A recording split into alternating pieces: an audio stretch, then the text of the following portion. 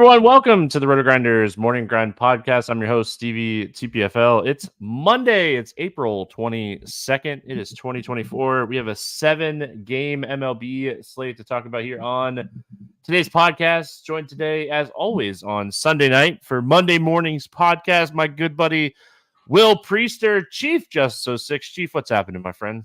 Nothing much, brother. Glad to come on and talk with you. I didn't really pump it up as much before the show, but folks, listen, I'm just talking about the NASCAR package here yet again. I know Steve, are we about 5 races in right now? 5 or 6? Oh, no, we're a lot farther than that, my friend. Oh, I think today was race 8. I think today was 8. Okay.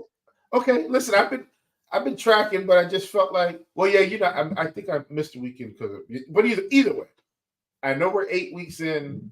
I know we've already talked about it. But man, guys, you just need today to get was on this 10. task. Today was week 10. Oh my gosh. I know. And I've been playing. So for me, but you guys need to get in on this NASCAR package if you can. I would recommend at least take a test drive for a week. Even if it's a bad week, you'll at least get to see what Stevie's doing, what he's putting out, the things he's talking about. I was telling them before the show, like this was a week where I couldn't quite commit to mass multi-entry, but you go in lineup HQ, you kind of see some of the tags, you look at the projections, and then the by the numbers article will at least give you Stevie's thoughts, like his over. And I'm not talking about like picks, so I don't want you to confuse picks with thoughts, but talking about how he thinks the lineup constructions are going to go, how many dominators have typically been in winning lineups at this track, and it gives you a host of other things. And then he does talk about the drivers. But my point is, this week, I couldn't watch the show. I couldn't really dive in because I like to dive in for NASCAR. I just basically followed what Stevie said, and it was like 3x. And while that might not seem like a big deal to you guys, to be able to just pull up his thoughts and then put those thoughts into construction, I think that's a huge deal when you're talking about, part of the package. So once again, Stevie, I know I don't do this too often, but that's my, 3 to 4 minute spiel about the package. Yet again, even on a week when I couldn't do much, I was still able to be really profitable. So I appreciate it. And hopefully, guys, at least take it for a test drive if you can. Well, I appreciate that, my friend. I'm excited to get back in the baseball streets. Took the weekend off like I normally do. I was so close on Friday again. Like I'm right there. I know there's going to be some tournament takedowns for baseball coming. It's just can't wait. I can't wait. So excited to jump back in and talk some MLB. I hope everyone had a fantastic weekend. I had a long weekend between NASCAR and some volleyball stuff. I had a long weekend, so I'm ready for Monday. I know some people are like, ready for Monday? Well, Monday is like my day off, so I'm like, I need that day. I need a day to kind of catch up on life and sleep. But definitely going to be in the MLB streets because I think this slate's really interesting. I was just telling Will before the show, this is going to be like a true first look for me. I haven't like dug into a lot of this slate, and at first glance, I like this slate a lot. So let's get into it and have some fun. Again, what's up, YouTube? Brent, Derek, Jonathan. I think I got that right. Bill, Brent. All right, Miami at Atlanta. We got Ryan Weathers going against Renato Lopez, 9 total. Atlanta, a 220 favorite on this one. Any interest here in Mr. Ryan Weathers? Think I'm going to pass today, Stevie. Not a hard no, because we've seen Weathers with some upside here. At 6,300, I'm not all the way out, but I just think the Braves are an overpowering team, and so I'm going to choose to fade Weathers. But he has had some good starts this season. Definitely can't ignore that. Yeah, he's done a good job not giving up a lot of fly balls this season to right-handed hitters, and that was something that really hurt him in general last year. It's down about 14%. I don't know if it's necessarily going to stay that way because he's still giving up a ton of hard contact. He's giving up a ton of barrels. And you just look at this team, especially this team, the Braves, like they're really good against left-handed pitching. So I think this is an easy stay away spot for me on Ryan Weathers. I do, however, absolutely love Renato Lopez on the other side. I'm in. I am officially in on Renato Lopez. I mean, I've been hesitant in tougher matchups, like last time out against Houston, very hesitant.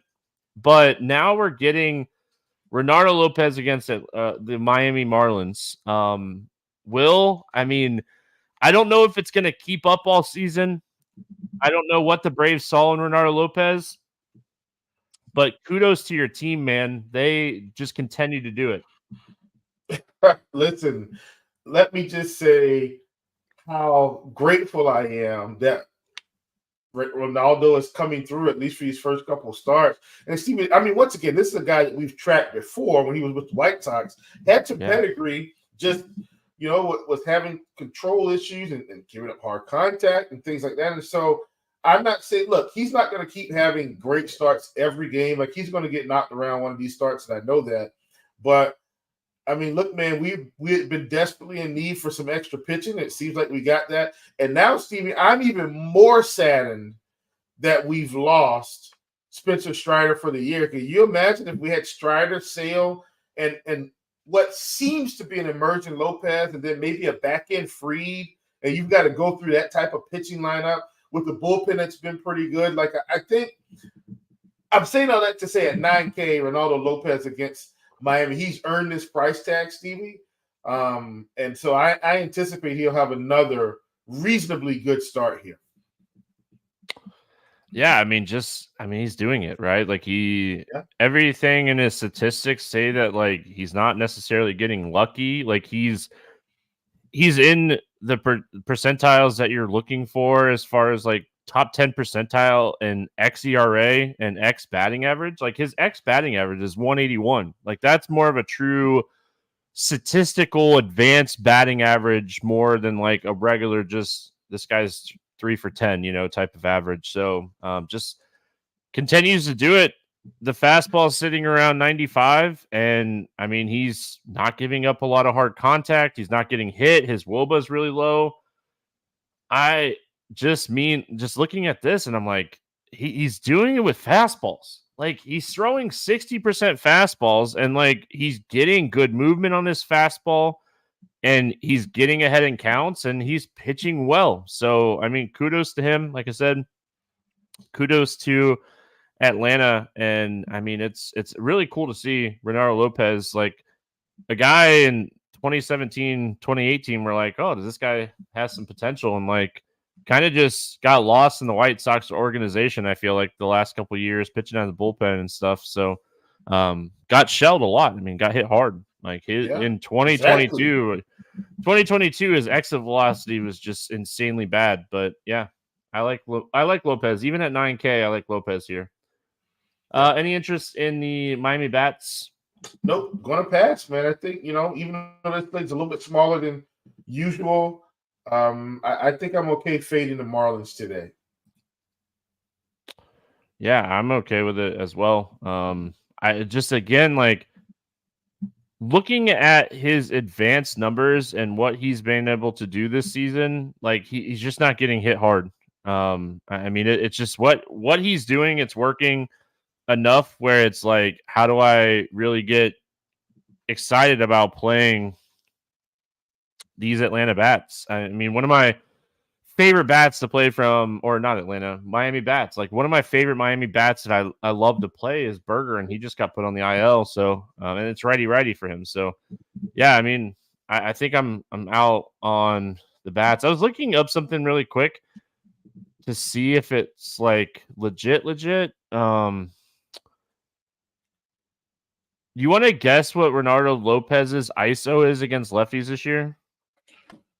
I'm going to go, I'm assuming under 200. Let me go, let's go 140. Yeah, it's lower than that. Oh, wow. Yeah, so That's what I said. Like it's wild. Wild what he's doing. It's wild what he's doing. So anyway, all right. Atlanta. Oh, Bill wants to know why you're wearing the A's hat. It's not for fandom. This is more for matching. As you can see, I've got on a yellow short sleeve hoodie here, and you probably can't see it as much, but there's the yellow trim around the hat, and you probably don't. Well, I'll just take my shoe off now since you want to see that. And so what I wore with that today, I've got these green and white Pumas that I also wear that kind of bring the whole outfit together. So it's purely for fashion, my friend, not for fandom. That's all this is. So there you have it. Yeah, I'm just saying, like, you guys got to know my boy Will he's fresh over here. The Atlanta bats. I love Atlanta today. I feel like looking at some of the advanced numbers for Ryan Weathers, like I just don't think he's going to continue to generate 14% fly balls. Almost a 30% fly ball rate last year to righties. He's giving up more hard contact this year to righties. Giving up a ton of barrels. Like you start giving up a ton of barrels here, you're going to get beat up. And he's got a little bit of like BABIP working on his side against righties. So like again, just digging into Atlanta against lefties, you obviously like them.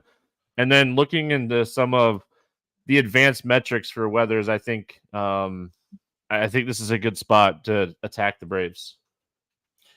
Yeah, absolutely. And you know, Stevie, there are a couple of teams in the league right now. Like Houston's one of those teams where you don't really want to trot out a lefty pitcher. Like they're going to kind of have their way on both sides.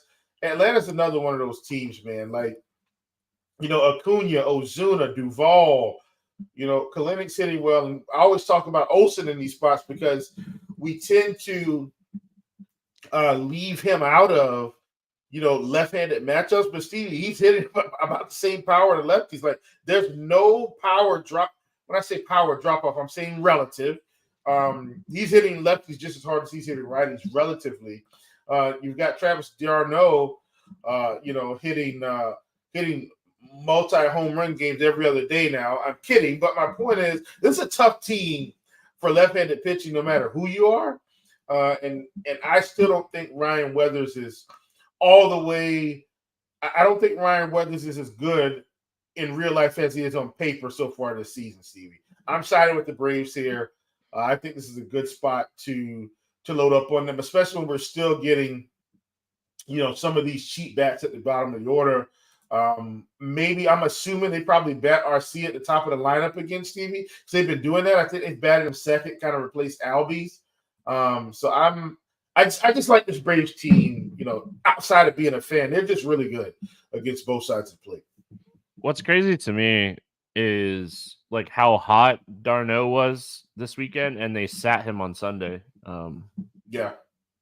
I don't know if I'd like take the guy to the lineup that's hit 4 home runs in the last 2 games. And I know 3 of those were 1, but yeah, I mean, I like Travis d'Arnaud. Obviously, Arcia is probably one of the best priced Braves here, him and Duvall. So like, yeah, if you're building Atlanta stacks, you're probably going to have a lot of Arcia, Duvall because of pricing. And like they just, yeah, I mean, it makes so much sense just to play some of these cheap bats to make everything else work. So, and I assume David Fletcher plays here, and he's almost minimum salary. So yeah, Braves very much in play. Batting ninth, I think, over the weekend. Batting ninth. Yeah, I mean they're gonna switch out him and the other guy that they called up. They're gonna platoon those 2 guys. Yep. Toronto at Kansas City, 8.5 total here. Toronto a slight favorite. Yusei Kikuchi against Brady Singer in this one. Let's start here with Yusei Kikuchi coming off of a fantastic game against the Yankees. Any interest here in Kikuchi? So I have slight interest, Stevie, because I think the price is still low enough because his his K stuff, man, when he's on, Stevie. And that's the thing with Kikuchi. Like, we've seen him put together these types of performances pretty much his whole career, like since he's been in the league. Stevie, we just need him to keep the walks down and have better control. And typically we get a good outing from him. If he didn't walk a bunch of guys, he's okay. Now, the thing is, Kansas City is not some random pushover team anymore, Steve. You know what I'm saying? Like he's going to have to pitch this game. You know, you look at Kikuchi so far on the season, 33% K rate, 22% to lefties, 35% to righties. Last season, Stevie, 25%, 27% to lefties, 25% to righties. I do think this is all going to normalize. So I'm not worried about the fact that his K rate on the season so far is a bit high. And there are a couple strikeouts in this Royals lineup, but not nearly as many as you think. So, like against left-handed pitching, you know, Bobby Witt's 235 and a 19% carry rate, one of their better bats. And once again, there's some strikeouts, not a lot. All in all, I say that to say I like Kikuchi. I think because of the price I play him, but I'm not. Maybe I match the field or go slightly over. I'm not going to go well over the field on him. At 8,200, I think he's just okay. I like Kikuchi a lot. We talked about him last time out. I think it was me and Keith that had the Kikuchi slate last time out. And I mean, we liked him a lot. He absolutely dominated. I talked a lot about how he's throwing his fastball out of the same like arm slot as his curveball, and his curveball's generating a lot of whiffs because of it. It's working. You know, he's throwing a 95 mile an hour fastball and an 83 mile an hour curveball out of the same like arm slot, and it's really working for him. And the whiff rate and the K rate and everything is like real. I mean, this guy is getting a lot of first pitch strikes, which he like. This is the highest rate, and again, it's very early in the season, but this is the highest rate of first pitch strikes he's had since 2021. It's over 60%, and this is a guy that lives under like 60%. So getting a lot of whiffs and doing a lot right now. His stuff looks really good. So I think Kikuchi is very much in play in this spot. And then Brady Singer on the other side. I mean, it's a tough matchup against Toronto. Obviously, they're one of the best lineups in baseball talent-wise. Singer is a really solid pitcher. Singer's been great against right-handed hitters to start the season, and this lineup's going to be 6 to 8 righties deep. Do we roll any Brady Singer in this spot? Steve, it's one of those spots where I think Singer might be a little bit too expensive for today's slate. I mean, man, when I look at these righties, the K rates, Stevie, on the season so far, 13% for Springer, 21 for Vlad, 16 for Bo Bichette, 17 for Turner, 26 for Varsho, 20 for Schneider, 20 for Jansen, 25 for Jansen, 11% for Clement, 34% for Kiermaier. I like Brady Singer. I'm with you. I think he's really solid. But I just feel like if he gets there today, it's because of the innings, not the strikeouts. And I think we can get the strikeouts from other guys. So I think I'm going to fade Singer today and hope he doesn't get 10 strikeouts out of nowhere. Yeah, I get that. The one thing that like I will point out is one thing that I've noticed about Toronto, started to notice it last year. They really struggle against guys that use their slider at like a really high clip. It used to be changeups, right? Like, it was back in the day. It was me and Siege talking about how much Toronto like struggled against changeups, and like it made us a ton of money because like we would just, if a pitcher had a good changeup, we would just play the heck out of them against Toronto every single time. So I mean, this is a guy that's throwing his slider 46% of the time this year and 33% sinker. So he's generating a lot of ground balls. It's a pitch that this team is really struggling with. And Brady Singer's pitching really well. So I think Singer will be like an ownership type of play. But like if you're playing like a 20-incher max or MMEing on this slate, like I think he has to be in your pool. Kind of looking at the data here for how much this team has struggled with sliders, I think he has to be in the pool. I mean, you pull up the data, 144 combined ISO, 273 WOBA, and a 22% K rate with 4 guys sitting over 25% Ks, technically over 27% Ks against sliders. And the thing here also to remember when you're looking at this team is like they hit the ball on the ground a lot. And they're facing a guy that throws sinkers and sliders. Like, I mean, I think Singer could throw 6 or 7 really good innings here if BABIP's on his side, and I think he has some strikeout upside. So, yeah, I don't mind Brady Singer in this game. All that to say, too, like, Will, I don't like looking at the advanced stuff here. Like, I think I'm a little concerned about playing the Toronto Bats. Like, this game's sitting pretty high at 8.5 as far as like the overall total of this game, and I don't know if I get to Toronto Bats. The prices on the Toronto Bats have come down, right? Like Bichette's 44, Guerrero's 47, Springer's 41. I'm losing my voice from screaming so much at the volleyball tournament today. What are your thoughts on Toronto? Well, I'll try to give you a little bit of a break. You'll probably drink some water. But here's my deal with Toronto, Stevie. I'm going to go back to Singer briefly because it's about the Bats. The only reason I'm not as interested in Singer is possible lack of strikeout upside. I do think he can eat through the innings here for what it's worth. And that's really why I'm not interested in the Toronto Bats today, Stevie. You talked about the fact that, they will be hitting the ball on the ground. And that's kind of been my hang up with Vlad, like hitting the ball on the ground so much, hitting it hard, but just hitting it on the ground.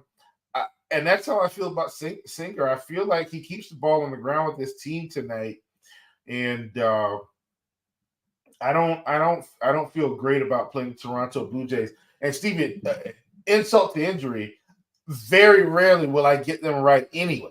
So on slates where they're actually facing someone reasonably, I just take the fade and don't worry about it. Oh, it's so true. The Blue Jays are the hardest team. The Blue Jays and the Yankees. I have the worst luck with the Yankees getting the Yankees right. They have so many good spots and like they stink, and then they get a really tough spot and they score 15 runs. So yeah. As far as the Kansas City Bats go, I mean, my favorite would be Witt, but I don't know if I get to Witt on this slate at this price point. I mean, there's some really good stacks, and I don't necessarily think I want to stack Kansas City. So I just don't know if I get to Witt in this game. I mean, he's the obvious play. Hunter Renfroe is someone that I've always loved against left-handed pitching. He looks good so far this season too. Yeah, good pop against lefties. So yeah, I don't mind potentially, getting some Renfroe. For some reason, Nelson Velasquez was out of the lineup on Sunday. I assume that he's going to be back in the lineup. Like, he's hitting the ball really hard to start the season, and he pinch hit on Sunday, so I assume he'll be good to go. But he didn't start against the lefty, which I thought was weird because he's really good against lefties. So, I mean, if they roll out the same lineup, they rolled it out against Cole Irvin. I don't know if Cole Irvin pitched well or not, but I would assume looking at this lineup, Cole Irvin probably pitched decent against this team today. What are your thoughts here on Kansas City? Yeah, I think I won off these guys. Small slate, and I think there's enough upside here. So I think I won off Witt. I think I won off Sal Pal. I think I won off Hunter Renfroe as long as they start, Stevie. But that's pure one-off. I'm not three-man stacking. This is me saying, hey, if I build a full Brave stack, maybe I run one without Travis d'Arnaud and I plug in Sal Pal, even though he's a lot more expensive. Maybe I run one without RC. I plug in Bobby Witt. I can run one and still get Renfroe in the outfield. But that's it, Steve. I do think there's enough upside for these guys individually to send one out of the park that I would do it. But other than that, I'm not playing the Royals. All right, we got the White Sox and the Twins, 8.5 total in this game. Minnesota 178 favorite. Jonathan Cannon against Chris Paddock in this one. Jonathan Cannon, first start of his career, made his major league debut last time out against Kansas City. He had a really solid first start, right? 5 innings, 3 hits, 1 earned run, 1 walk, 3 strikeouts. His stuff looks solid. I mean, the umpire in that game, I watched a lot of that game. I forget why. I think I stacked Kansas City a lot against Cannon and it didn't work out. But the umpire in that game was very, very friendly. Any interest here in Jonathan Cannon going up against a strikeout-heavy Minnesota team? I think I take a shot, Stevie, and I typically take shots on guys against Minnesota every start. He's 6K. I think I was more encouraged that he went over 70 pitches here. Like that was something I think was encouraging for me, Stevie. Feels like he gets 85 to 90 here if he's pitching well, as long as he's not getting touched up. I think he went 79 pitches, Stevie. So I feel pretty confident he can hit the 90 mark if he's pitching well today. May give up a run or two, but if he gets the strikeouts, that's more than enough at 6K. Really like Cannon here. Young guy. I think he has some promise. Let's see how he handles a really high strikeout team on the road. Yeah, so I mean, for me, I think you could play both sides. I think you could take shots on Cannon, and I think you could take shots on the Twins bat. So in that first start, he didn't generate a lot of swinging strikes, which is always super concerning. But he also didn't give up a barrel or any power, really, to either side of the plate against Kansas City. And I think all of us will kind of agree Kansas City is a better offense than Minnesota. So I think you could potentially take shots on both sides. I like Cannon. I'll play a little Cannon. I like the Twins bats. I'll play a little bit of the Twins bats. So this is one of those scenarios where it's just pure on DFS baseball, and you can play both sides. Outside, don't play both sides on the same team. It's a 7-game slate. That's silly. But in tournaments, both sides I think is fine. You know, the Twins are not like the greatest lineup and they strike out a ton, so Cannon has upside here. Chris Paddock on the other side of this game, he just hasn't had it. I mean, this isn't the worst matchup in the world. The White Sox, right? They're one of the worst teams in baseball, but they don't strike out. They're going to put the ball in play against Paddock here. If BABIP's on his side, I could see him maybe pitching like 5 or 6 like solid innings, but I think this is an easy stay away spot for me on Paddock today. Yep, I'm with you 100%, Stevie. No need to overreach here. We can get Cannon at 6K, and and this is another reason, Stevie, why I'm really on board with Kikuchi. Like, just spend the extra $800 and get to Kikuchi. Like that, I think that's the right play versus Paddock. For what it's worth, Stevie.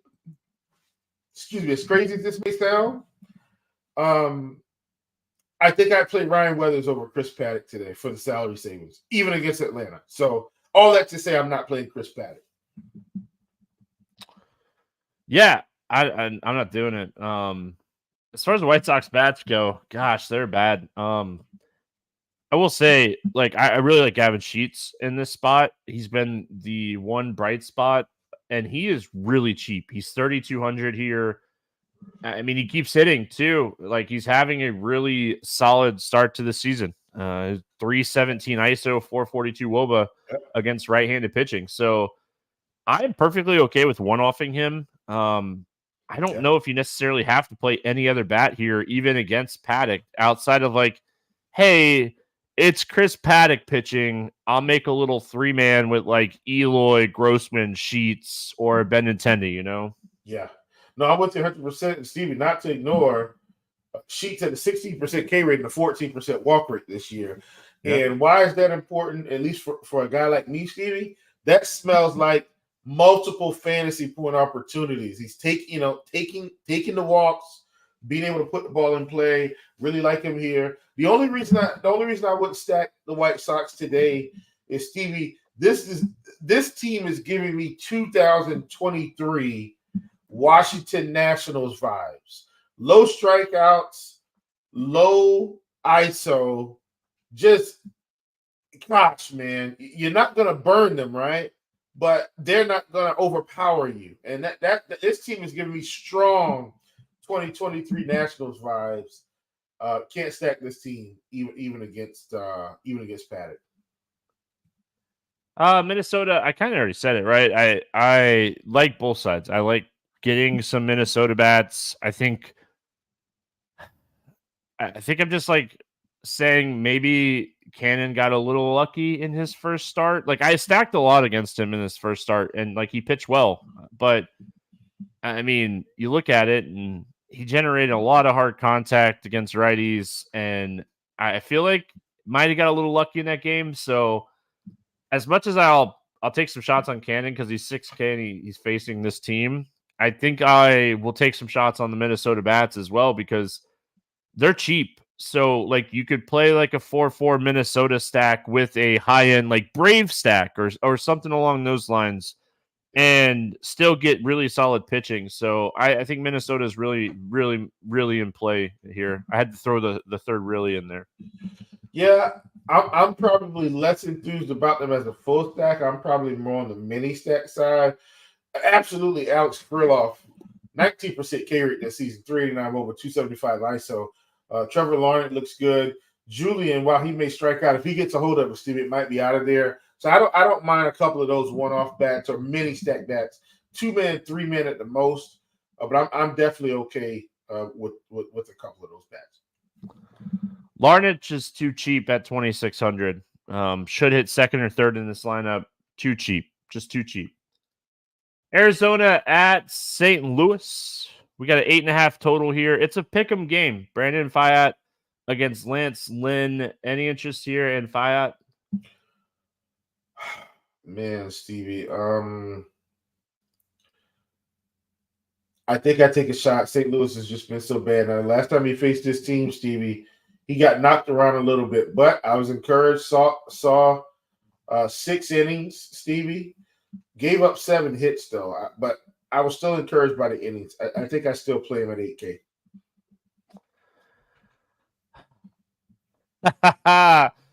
Oh, man. Why? Gosh, I don't know what to do with him. The Cardinals are bad. They're bad. I don't think he's like anything special as a pitcher in general. No. But man, this team's bad. Yep, that's all I'm on Stevie. I'm on the fence because I don't think he's a great pitcher. I'm just gonna say it. I'm gonna be honest. I don't think he's a great pitcher. He has a little bit of strikeout outside. He gives up a ton of power to both sides of the plate. He gives up a lot of hard contact to both sides of the plate, and he gives up a ton of barrels to both sides of the plate. So you worry about that. I mean, he's allowed 4 home runs already. And he already faced this team and they got to him. If he was 7K, and I know it's only like $1,000, but I think if he was 7K, I'd have more interest because like I'm looking at this price range and I'm like, Kikuchi's 200 more. Detmers, who we're going to talk about, has some upside. We already talked about like Renato Lopez. There's a cheap pitcher that I don't mind that we're going to talk about. So like, I don't think right now I will play Fiat. But the Cardinals stink. They're bad. But I don't think he's a good pitcher. I really don't think he's a good pitcher. I mean, that's all I got is I don't think he's a good pitcher. Like his stats, like he throws a lot of strikes, right? And the Cardinals are not a high strikeout team. They're not great, but they're not a high strikeout team. You know, you look at their stats since the beginning of last year, they have a 21% K rate against righties. So Lance Lynn, I mean, Lance Lynn's really he's a solid pitcher that's just been around doing the same thing for years and years and years. Goes out, struggles against lefties, gets righties out. Too many lefties in this lineup for Lance Lynn. They can legitimately throw 7 lefties at Lance Lynn today, and it's just not the right. It's not the right spot to play Lance Lynn. Yep, Stevie, you couldn't have said it better myself. If you would have handed it over to me first, you literally would have had a regurgitation of what you just said, and I'm going to do that. Too many lefties for Lance Lynn today. He's out. He's out. Yeah. Let's talk about these lefty bats for Arizona. Who do you like against Lance Lynn today? Well, I mean, you got obvious guys. You've got Marte. You've got Carroll. But Jock Peterson, Stevie, him coming over is a big deal, I think, to help them down the stretch. I wonder if they're going to play Jace today. I'm really curious. I feel like they could, Stevie. I actually think Jace might make the lineup. I know Josh will be in for sure. I don't think they're going to play. I don't think they're going to play Grichuk today. I think Jake McCarthy. I think he probably gets to start as well, Stevie. I'm wondering if they bat Barnhart. Like Moreno's still the bet. Like Moreno could be one of the righties, but they could work in Barnhart today. Last time he played, I'm on the fence about Barnhart. I'm not sure how they're going to handle that, Stevie. But bottom line is, so many lefties. I like them all. I definitely think they. It's a great team to stack today. Great team. Yeah, I mean, so I think Marino starts. I don't think Barnhart starts. Marino, he missed a little bit of time, and then he didn't play on Saturday. So I think this is a spot. What I could see them doing is I can't remember the last time they gave Suarez a day off. So like I feel like this is a good spot to give Suarez a day off. So that could get Jace plays for sure. Probably. Yeah, I do. Yeah, and like one of the reasons I say that is like Blaze Alexander's starting to hit. Like you can't take him out of the lineup right now. He's hitting. So I think that Blaze Alexander like plays in this game overall. So he got banged up. He left Sunday's game with a hamstring cramp. So we'll see if he's back in the game or not. But it's good to see him start to hit. If Alexander's out, then I assume it will be Jace. But love the Jock Peterson call. Like Carroll a lot in this spot.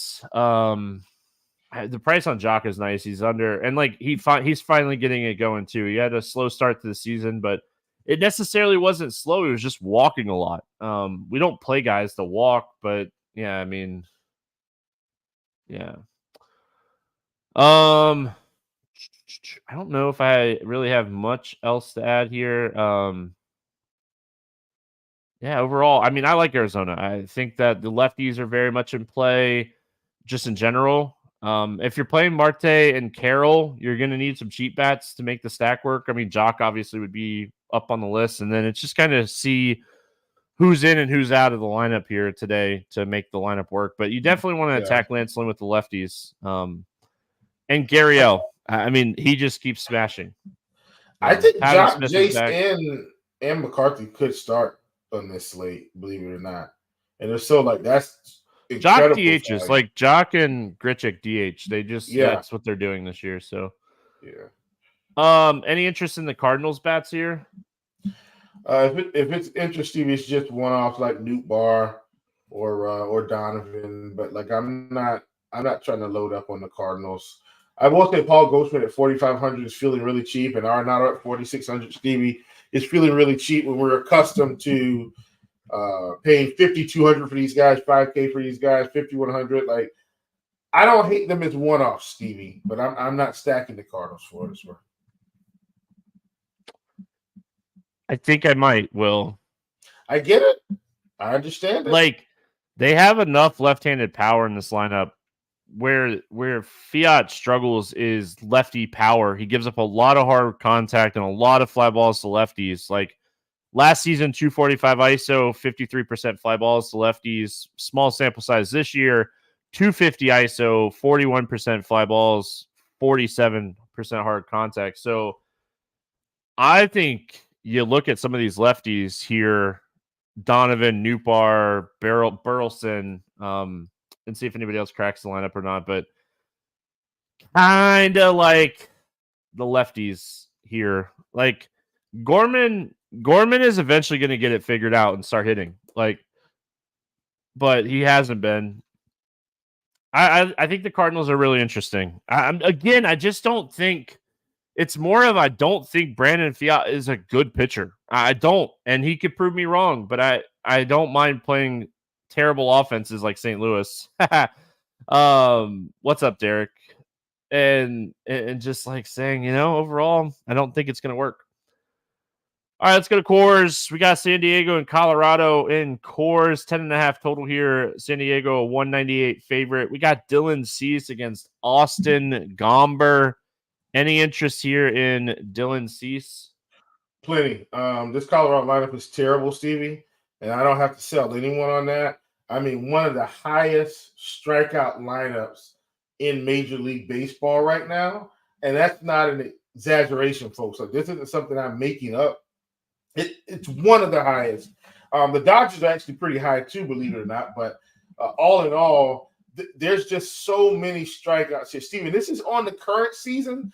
I have kind of switched over to current season just to get an idea, especially for lineups like this, at how bad these teams are. Outside of Charlie Blackmon and Jacob Stallings, Stevie, and Jacob Stallings has a lot more limited plate appearances. Now, they have a couple other guys like Jake Cave, who has limited plate appearances at 14. But here are the K rates for everyone outside of Blackmon and Stallings, with Blackmon at 14 and Stallings at 12. Tovar, 30. McMahon, 22.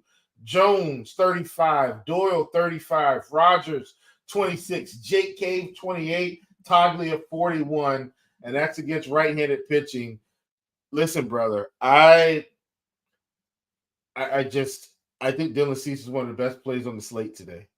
And he's just in Coors. And I don't care. Like, this team has been awful in terms of or great for pitchers in terms of strikeouts, awful at the plate. I really like Dylan Cease. We're getting a discount too. Yeah. Like, this is a guy that was 10-7 last time out against the Brewers. He threw 110 pitches in that game. So I had bet his under strikeouts at 7.5. And I was sitting over there cringing because they kept letting him go. And like, he gets to like 105 and he's like telling the dugout, stay over there. I'm getting this out. So, I mean, just a lot of confidence already from the Padres like coaching staff with Dylan Cease to let him go over 100 pitches in 3 straight.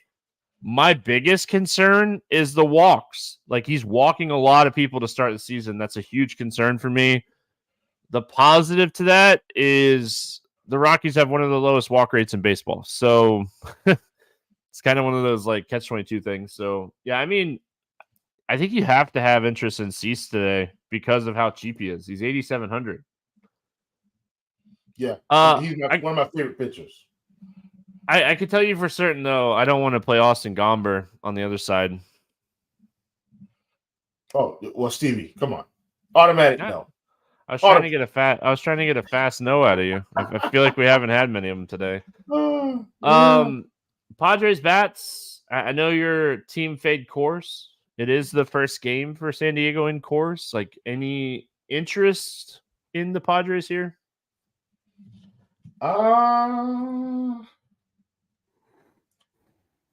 Stevie, I'm almost certain I'm not playing the Padres today, just because I like to fade Coors, and this is a smaller slate against Gomber. I definitely think they're going to be getting some ownership. I'm out, but I'm also going to tell you that this is a great spot for them.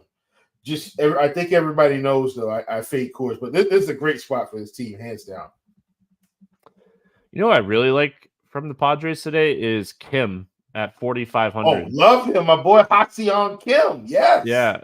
I like the price point. The catcher here at 3,900, Campusano, I think he's super solid. He, even dating back to last year, he had really good numbers against lefties. Like, the best thing here for potentially stacking the Padres is, one, Austin Gomber stinks against righties. Not good against righties whatsoever.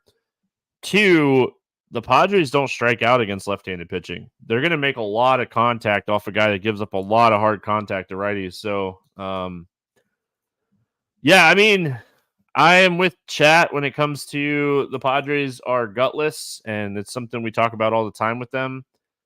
But it's hard not to have some exposure to them against Austin Gomber and Coors. I mean, I would play the Padres in San Diego against Gomber. So, I mean, it's hard not to like them in Coors, the best hitting ballpark in baseball.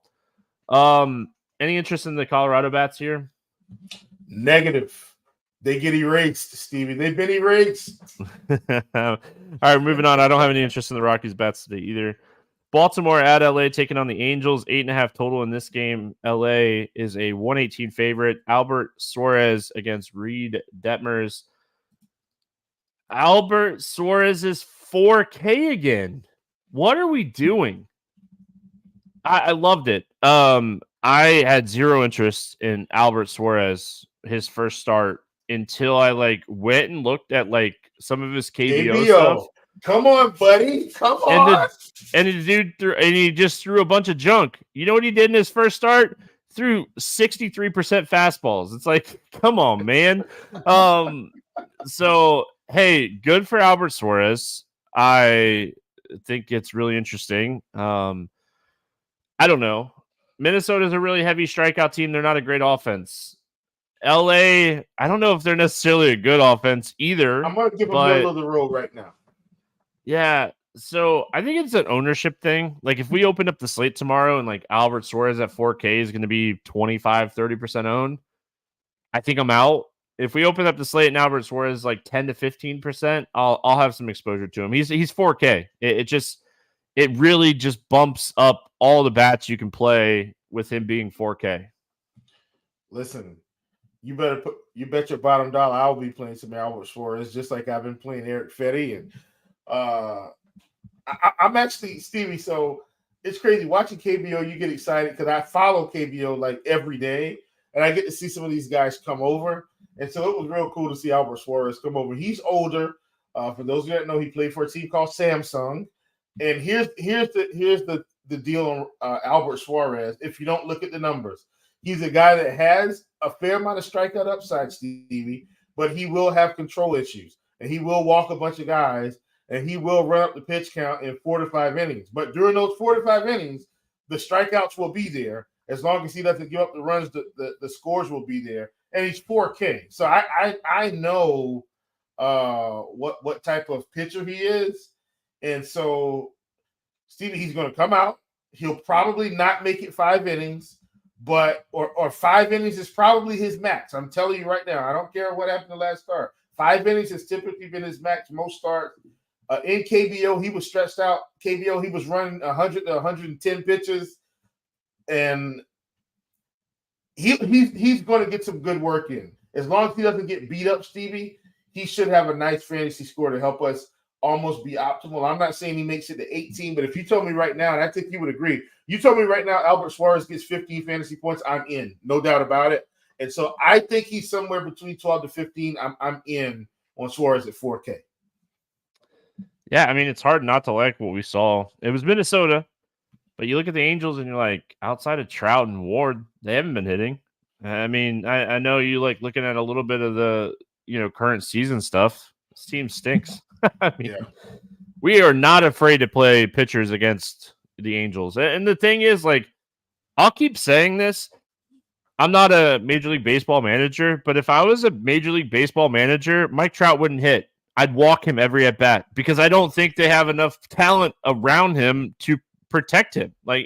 Mike Trout would have a ball or two outside the strike zone every single pitch if I faced him. If I was a pitcher and I was facing Mike Trout, I wouldn't throw him a strike. I would throw him junk every at bat, and I'd say, "Hey, walk or swing at bad pitches." I've watched Mike Trout hit home runs of balls that look like they were going to hit the ground, so I get it. But it's hard not to have some interest here.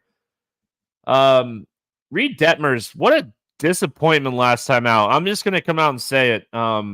Tampa has been awful against left-handed pitching this season, and Detmers started the season fantastic and just did not have it going the other night against Tampa. Some of that was a little unlucky. Do we go back to Detmers here at 8,500 against Baltimore? Absolutely. Yeah, me too. I mean, look, man, the guy's got too much upside. I mean, even if Stevie, if he goes 5 innings and gets 8 strikeouts, doesn't give up any run, that's still a nice score here. We've seen Detmers, and this didn't just start this season, Stevie. We saw it last season where he could put together some really good performance.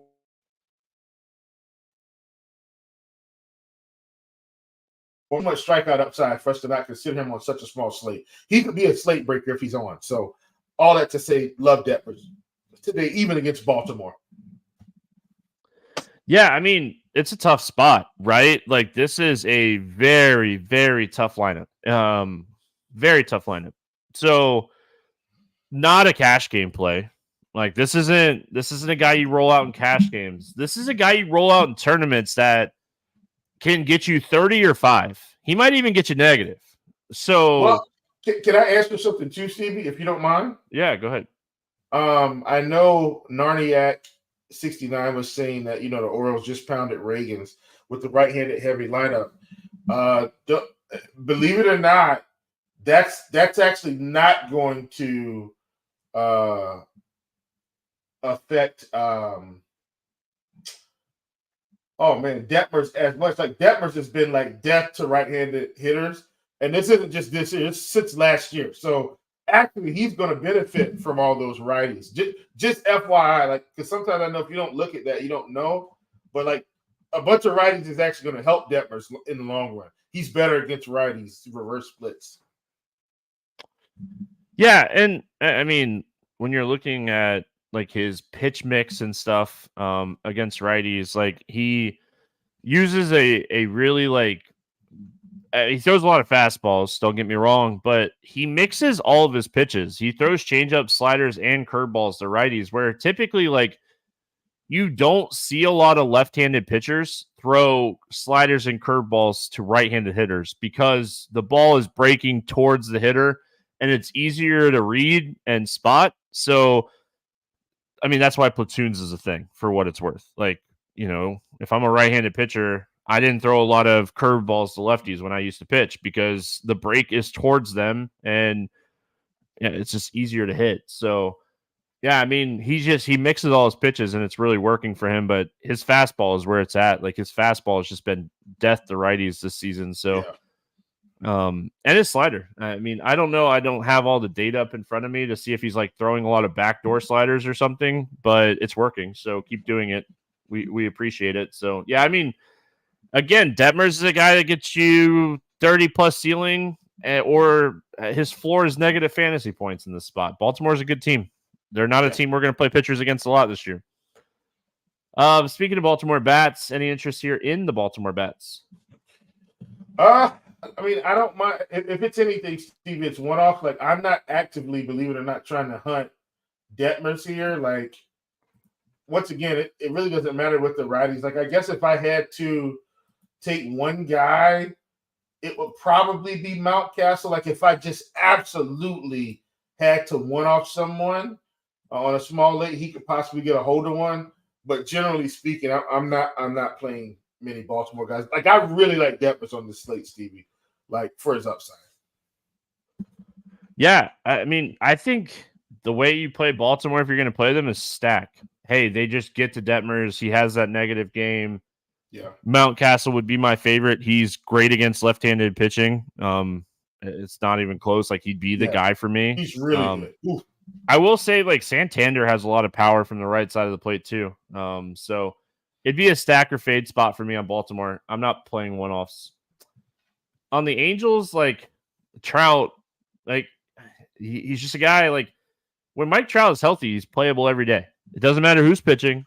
He's just playable every day. I mean, he has 8 home runs. He's a guy that can steal bases and hit home runs, and he's healthy right now.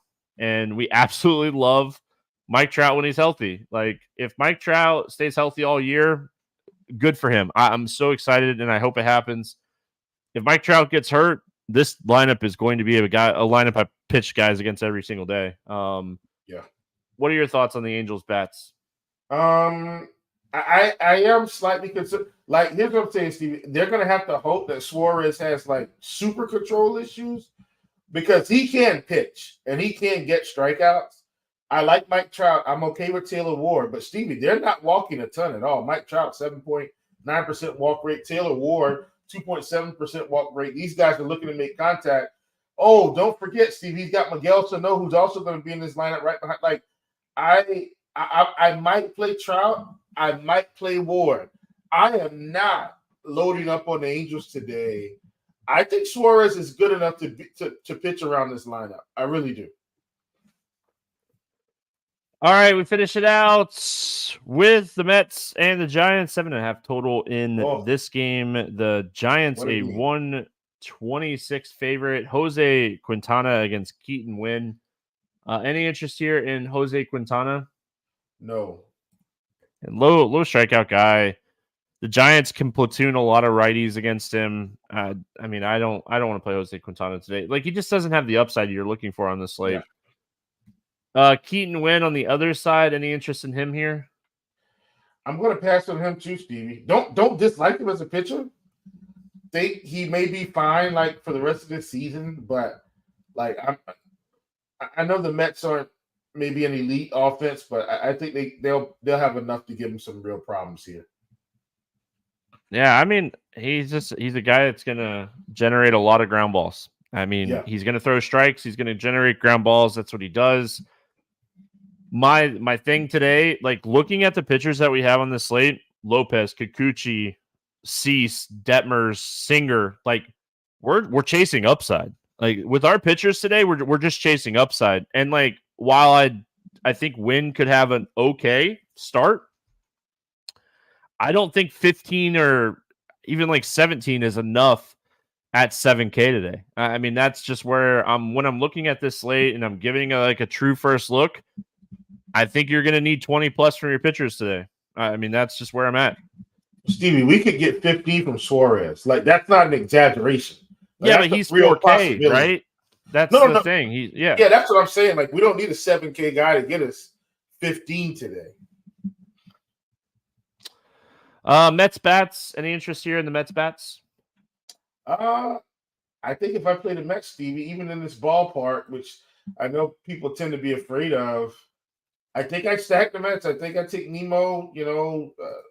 I wonder if they bat DJ Stewart today. Maybe I'm pretty sure I'll take Lindor, Beatty, McNeil, and Mr. Polar Bear, Pete Alonso. We know Alvarez is out for a little minute, so Navarez at 2.5, I would consider him as well. Very cheap catcher today, so I think I stack him. I think if you're building out a bunch of teams today and you're looking for cheap one-off power, DJ Stewart's the guy. He's a fly ball hitter facing a ground ball pitcher. He is really cheap. I think, 2,900. I mean, you're not going to find many guys in this price range that have DJ Stewart's power. I mean, DJ Stewart has a 318 ISO against right-handed pitching since the start of last season. Missed a lot of games. Don't get me wrong, but that's still 170 plate appearances. So I think like DJ Stewart as a one-off is fine. Pete Alonso is expensive as a one-off, but he's a fly ball hitter too.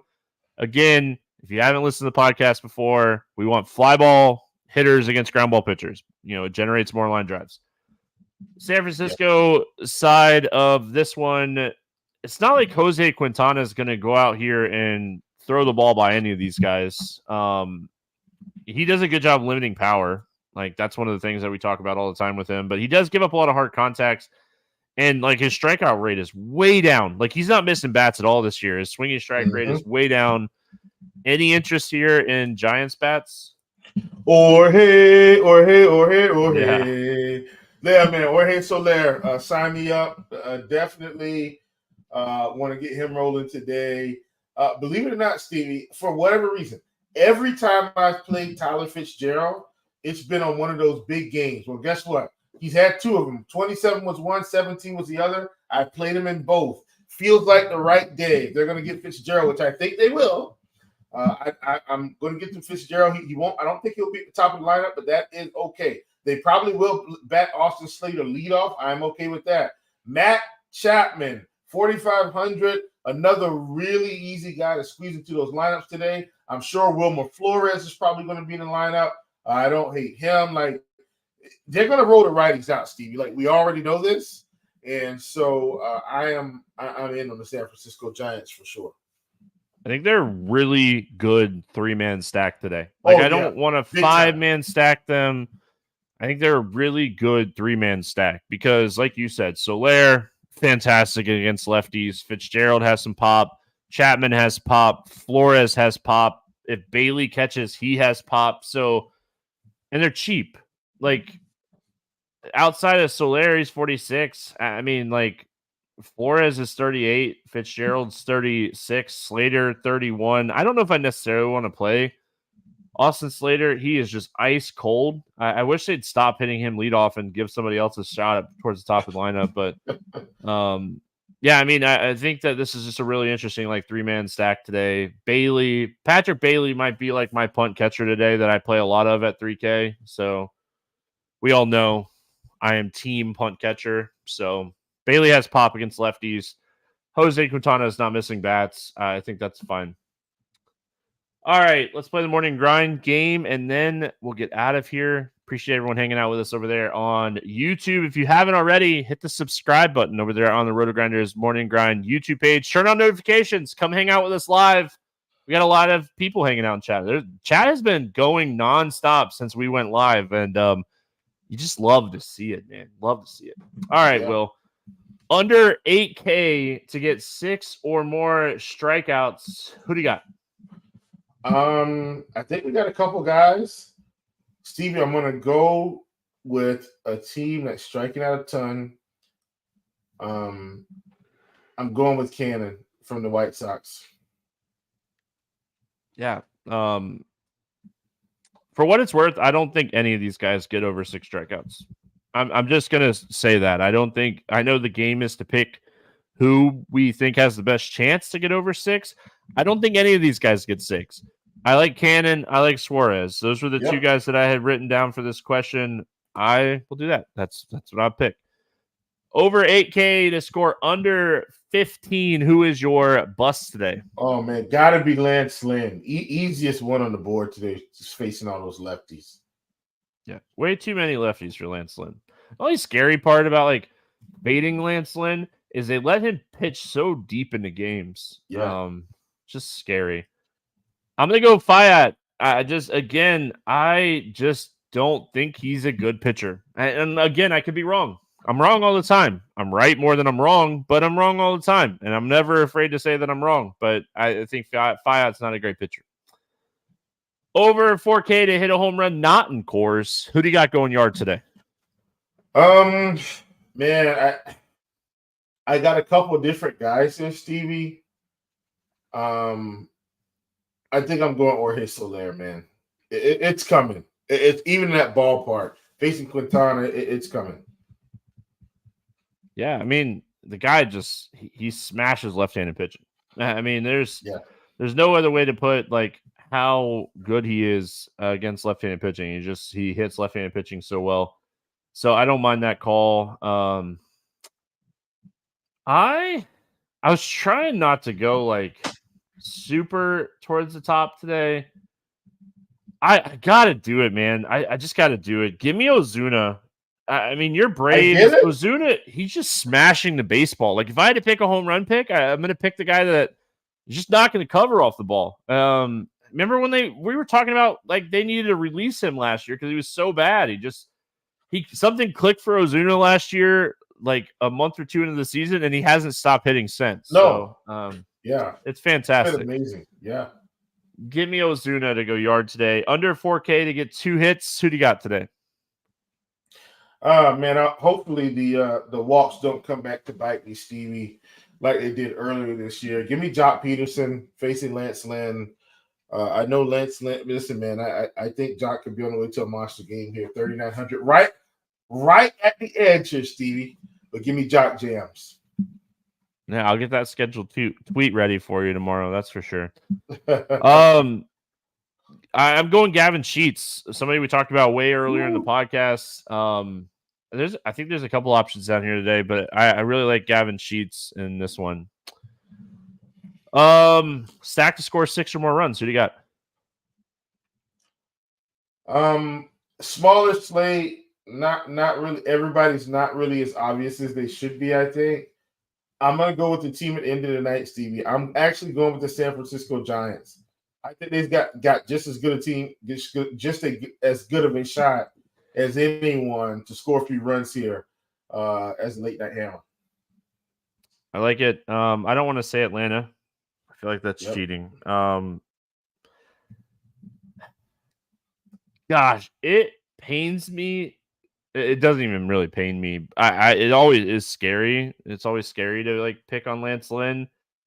But yeah, I mean, Atlanta is good. Atlanta's the obvious answer. They're my favorite stack on the slate today, but give me Arizona.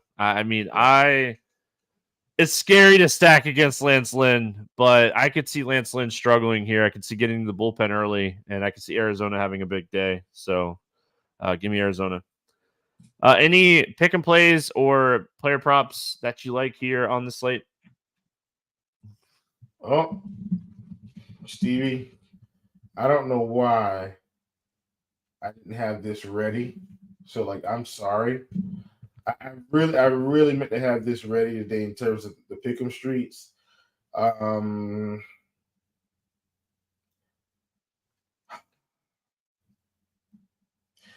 Look, they've got Cannon. Oh, I just caught a cramp. Got to mute myself. My bad.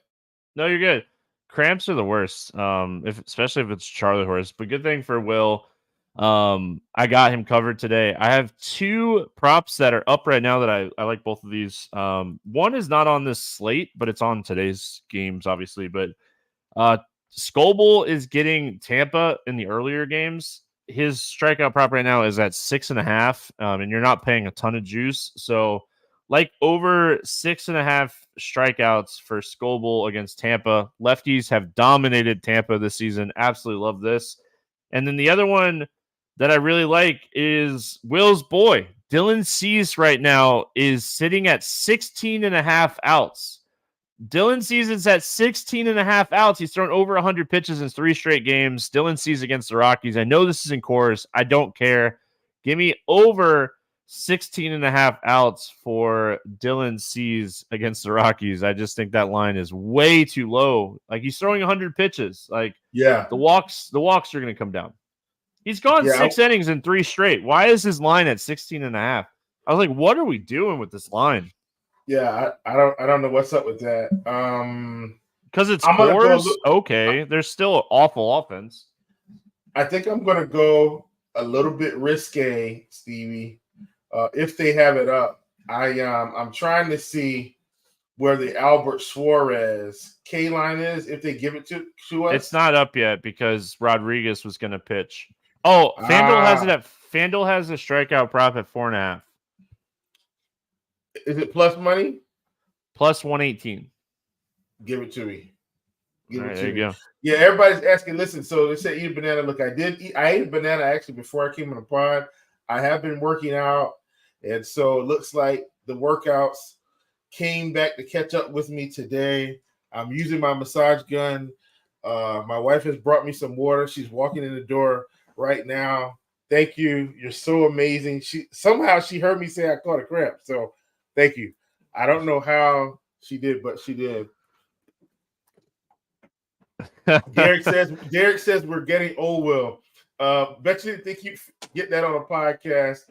But listen, so the cramp just caught me out of nowhere, Steve. I'm sitting here normal in the office chair, like, yeah, let's crank out these picks, and then it just grabbed me and snatched my soul, and I was like, gotta mute myself for 1 second. I have my massage gun here. If you guys can't see it, it's active right now. Like, this is live, and I am using it. So everything's fine. Nothing bad has happened. Just caught a little cramp and got to get it massaged out. First time, hopefully, on the podcast, and hopefully the last. Hopefully this does not happen again.